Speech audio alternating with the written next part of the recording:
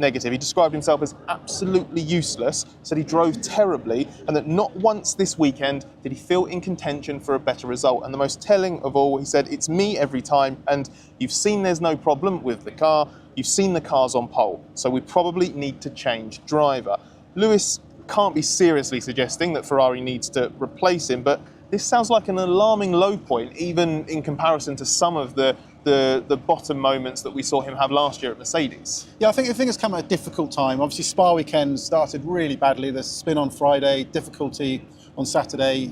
Sunday was a bit better, but wasn't brilliant. I think here, you've got to understand how these F1 weekends work. You step out of a car, you've been knocked out in Q2, you sit there, you see your teammate take pole position in the same car, and then you're thrust in front of the TV cameras, and that's your impression that your car should have been on pole, you haven't done it, you're given questions. And Lewis isn't someone who criticises his team. He doesn't get out of the car and say, the car was rubbish, the tyres were rubbish, the team messed me around. He takes it all on himself, and it reminds me of Qatar last year when he had a difficult qualifying, and he just came out and said, "I'm not fast anymore," just questioned himself.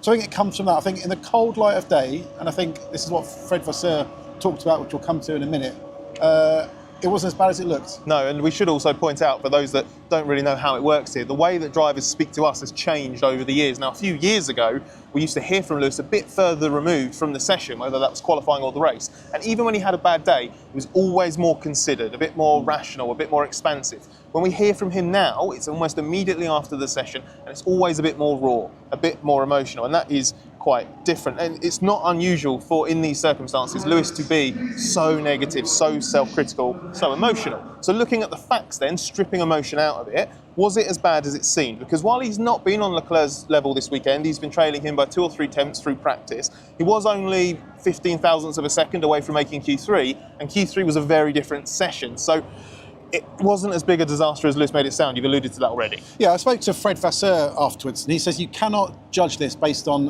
one car in P1, one car in P12. It's not about that. You've got to look at the isolation of Q2.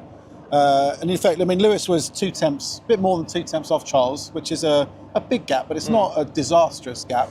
And indeed, 15 thousandths of a second was the difference. He just fell the wrong side in a session where Ferrari had struggled. Charles Leclerc had a really scrappy final lap. The car they've gone lower on downforce settings, track grip was falling away, they were pushing hard, all quite difficult. He fell the wrong side of it. And I think it's as simple as that. And as Fred Vasseur says, the issue isn't Lewis's driving. The issue was they didn't execute Q2 very well, but it was the lessons from Q2. It was something that Charles Leclerc kind of got into his head at the end of Q2 that gave him the secret for Charles getting that pole position later on. Exactly, because